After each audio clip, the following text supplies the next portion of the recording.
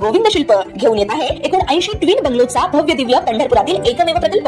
आमच्या प्रकल्पाची वैशिष्ट्ये मनाला शांती देणारं महादेवाचं मंदिर, मुख्य रस्ता सुमारे 30 फुटांचा, अंतर्गत रस्ता सुमारे 20 फुटांचा, ग्रामपंचायत योजनेचा प्रत्येक बंगलोजला स्वतंत्र नळ, सांडपाण्याची सुरक्षित विल्हेवाट, सर्व टाइल्स ग्लॉसी आणि नामांकित कंपनीच्या, सर्व स्टेअर, खिडक्या, चौकटी सुपर ब्लॅक ग्रेनाइट, दोन्ही अटॅच बाथरूम पूर्णपणे टाइल्स, पंतप्रधान हर घर नल योजना पूर्णत्वाकडे, bathroom, basin, kitchen, CP fittings हे जगवार कंपनीचे, स्टील वर्क पूर्णपणे जिंदाल कंपनीचे, 1000 लिटर पाण्याची टाकी, 150 लिटर सोलर वॉटर हीटर सोबत वॉटर प्युरिफायर, प्रत्येक बंगलोजला स्वतंत्र पार्किंग, दर्शनीय भाग पूर्णपणे डॅटो टाइल्स, टाटा प्रवेश कंपनीचे आकर्षक भक्कम दरवाजा, फुटी उंचीचे सुरक्षित कंपाऊंड। मग विचार काय करताय? गोविंद शिल्प, पत्ता गट नंबर 95, हॉटेल अंगण शेजारी, टाकळी रोड, पंढरपूर। ताज्या घडामोडी पाहण्यासाठी आमच्या YouTube चॅनलवरील PVR म्हणजेच पंढरी वार्ता या न्यूजला सबस्क्राइब करा आणि शेजारील बेल आयकॉनवर क्लिक करा।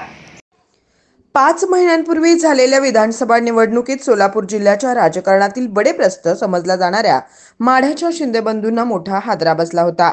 लोकसभा निवडणुकीत भाजप विरोधी लाटेचा धसका घेत डबल हॅट्रिक आमदार राहिलेले बबनदादा शिंदे यांनी माढ्यातून पुत्र रणजित शिंदेंना अपक्ष मैदानात उतरवलं, तर दुसरीकडे संजय मामा शिंदे यांनी ही अपक्ष निवडणूक लढवली। शिंदे बंधूंचा अपक्ष फॉर्म्युला विधानसभा निवडणुकीत सपशेल फेल ठरला होता आणि दोन्ही काका पुतण्यांना पराभवाचा सामना करावा लागला होता। ऐन विधानसभा निवडणुकीच्या तोंडावर शिंदे बंधूंनी अजित पवार यांना धक्का दिल्यानं अजित पवार गटाचे वरिष्ठ नेतेही नाराज झाल्याचं म्हटलं गेलं।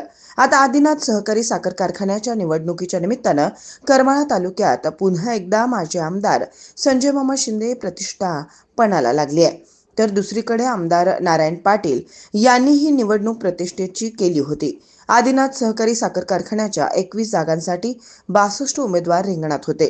त्यासाठी गुरुवारी 60.79% मतदान झालंय।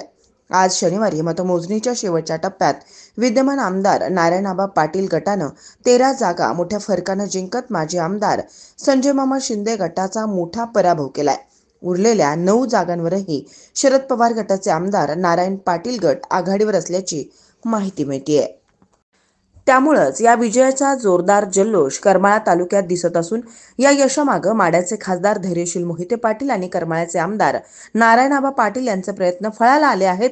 2004 मध्ये झालेल्या आदिनाथ सहकारी साखर कारखान्याच्या निवडणुकीवेळी मोहिते पाटील समर्थक पॅनल मैदानात उतरवल्यानं आदिनाथ कारखान्याच्या निवडणुकीची मोठी चर्चा झाली होती आणि तेथूनच सोलापूर जिल्ह्यात मोहिते पाटील विरुद्ध शिंदे बंधू यांच्यातील संघर्षाची मेड रोवली गेल्याचं म्हटलं गेलं। परंतु त्या काळात संजय मामा शिंदे यांना अजित पवार यांचे पाठबळ असल्याची चर्चा झाली होती।